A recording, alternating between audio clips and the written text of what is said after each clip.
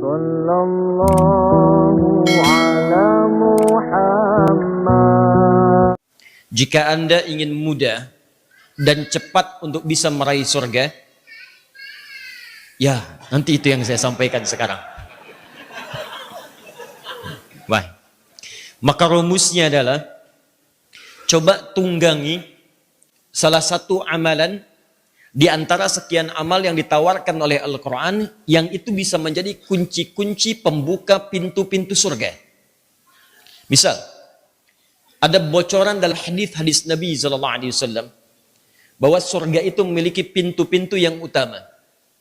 Ada pintu tahajud, babut tahajud. Ada pintu sedekah, babus sedekah. Ada pintu puasa, babur rayyan.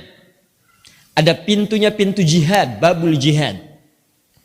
Nah, jika Anda ingin fokus kepada satu di antara pintu-pintu ini untuk mendapatkan surga Anda, maka tunggangi amalannya. Misal, di antara para sahabat itu ada orang yang ingin masuk ke surga lewat pintu jihad. Maka itu keluarganya menyiapkan keluarga mujahid. Jadi semua bekal dari kecilnya sampai remajanya sampai dewasanya itu yang diajarkan kemuliaan-kemuliaan jihad, kemudian juga wasilah-wasilah jihad, perangkat-perangkat jihad dan objek-objek jihad. Di mana saja bisa berjihad.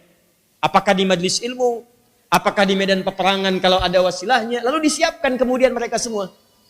Kalau dia akan berjihad di majelis ilmu, maka disiapkan pendidikan dari kecil sampai dewasa. Ya, dari mulai kemudian dalam kandungannya, saat dilahirkannya, kapan menghafal Al-Qur'annya, kapan memahami tafsirnya, kapan belajar hadisnya, kapan belajar fiqihnya, disiapkan betul sehingga betul-betul wafat dalam keadaan alim, meraih gelar syuhada. Ada di antara mereka tidak mampu masuk dalam bab itu. Mereka melihat saya punya peluang di tahajud. Saya punya peluang di tahajud. Maka Anda akan lihat dalam babus sirah, banyak di antara para sahabat mengejar keutamaan sholat malam. Ya, mereka siangnya beraktivitas, kemudian mengambil waktu terbatas untuk istirahat, malamnya mereka penuhi untuk beribadah pada Allah Subhanahu wa taala.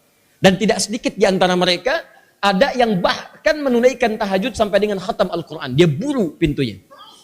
Alhamdulillah. Ada di antara mereka yang memburu lewat pintu yang lain. Saya pengen masuk lewat babur ar-rayyan, bab puasa. Pintu orang-orang puasa. Yang ketika saat dihisab nanti, itu pintu itu akan memanggil langsung. Dikatakan dalam hadis sahih riwayat Al-Bukhari, kata Nabi, pintu itu akan berkata, "Aina as-shaimun? Aina as-shaimun?"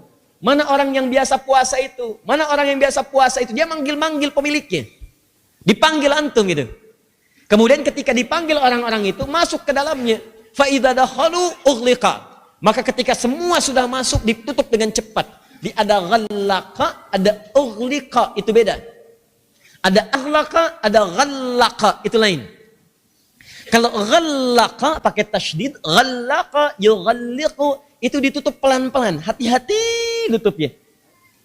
Makanya kalau Anda dengar kisah istri pembesar di Mesir yang menggoda Nabi Yusuf alaihi salam, itu kan kemudian ketika dia berniat untuk menggoda Yusuf, dia ajak ke kamarnya, dia tutup pintunya pelan-pelan supaya tidak terdengar oleh ajudan-ajudannya. Wa ghallaqatil abwaba wa qalat hayta lak. Maka dia kemudian menutup pintunya pelan-pelan, 1, 2, 3, kemudian dia kunci dengan pelan supaya tidak terdengar bagaimana keadaan yang ingin menggoda Yusuf alaihissalam. Tapi kalau langsung ditutup, tidak ada kesempatan bagi Anda untuk melihatnya. Seketika tutup, itu disebut dengan aghlaqa.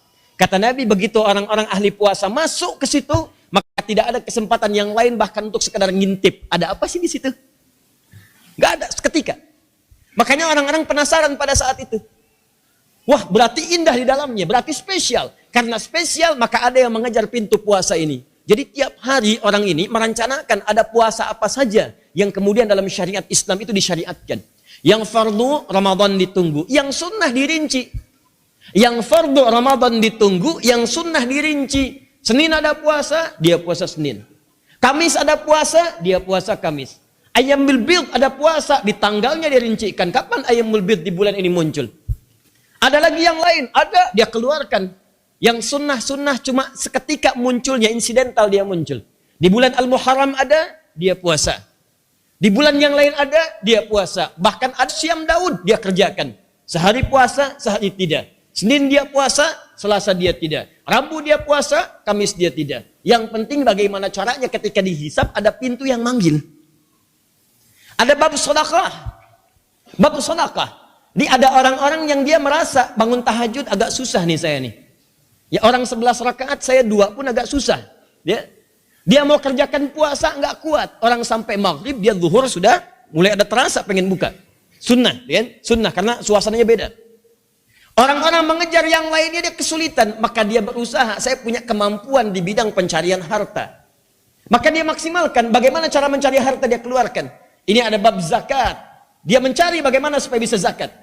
Dia tahu manajemen dia ketika dia keluarkan dalam Al-Quran. Manajemen Al-Quran ketika menghimbau kita untuk beramal itu sekaligus memberikan dorongan harta Anda akan berlipat. Dia sudah hitung tuh. Saya kejar dulu pertama zakat, gimana caranya 100 ribu dulu zakat. Karena ketika saya zakat 100 ribu, 10 kali lipat akan datang. Nanti dia naikkan lagi. Infak dia kerjakan. Karena ketika dia infak, 700 kali lipat akan datang. Jadi orang ini setiap hari kerjaannya merencanakan bagaimana pekerjaan saya bisa memasukkan saya ke surga. Dia mengumpulkan hartanya bukan ingin memperkaya urusan dunia, tapi mengejar kemuliaan akhiratnya. Di begitu dia kumpulkan, ini yang pos zakat, ini yang pos infak, ini yang pos sedekah. Orang ini saat di akhirat, dia kaya dalam urusan dunia, tapi dia megah dalam urusan akhirat. Begitu dihisap, pintu sedekah manggil, aina si fulan, masuk.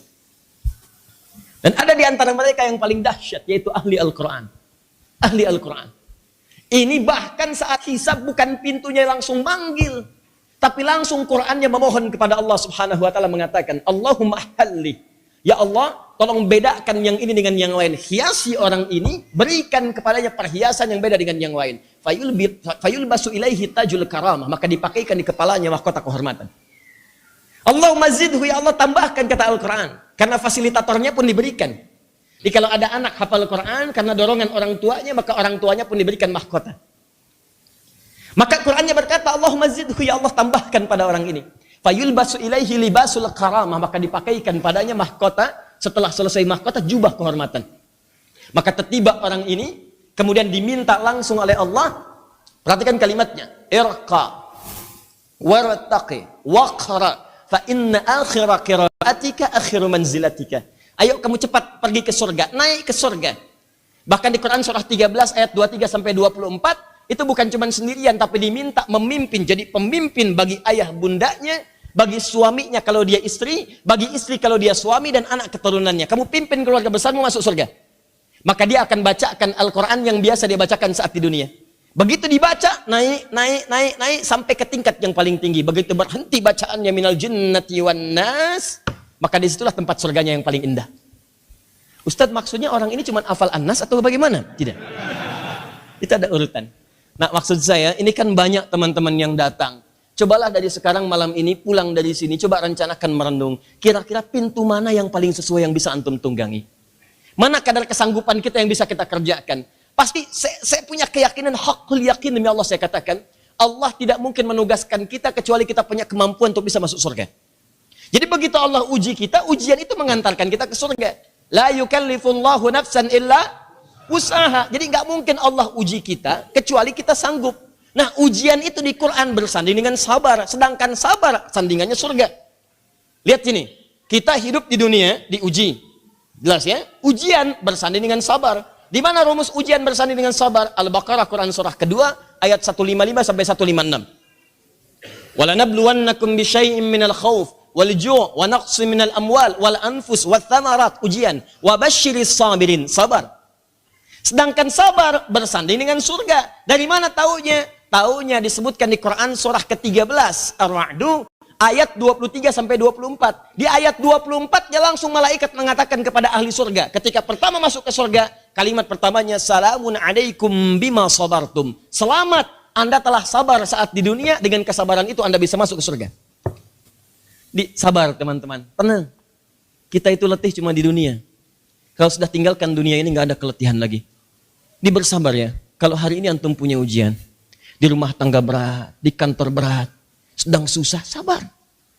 Setelah kita selesai dalam urusan dunia, sudah nggak ada lagi capek. Kita pulang. Nggak ada lagi susah. Semuanya tinggal kenikmatan. Maka coba bersabar, akan tiba waktunya kita pulang. Antum siapkan malam ini, antum pulang ke rumah, saya juga sama, saya siapkan. Diskusi pelan-pelan, kita mau kemana nih? Surganya mana yang kita inginkan? Yuk pelan-pelan, bismillah kita mulai pelan-pelan. Antum mau yang mana? Ya, apakah mau yang salat? Ayo siapkan. Mau yang tahajud? Siapkan, bangun jam sekian. Istighfar sebelum subuh. Mau yang sedekah? Bismillah, lihat. Pulang ke rumah, coba cek apa yang Allah titipkan bagi antum. Itulah surga antum di situ. Coba gali. Saya tidak ingin melihat kemegahan malam ini. Banyak orang ramai datang, tapi kita di akhirat punya persoalan gitu. Sallallahu ala Muhammad.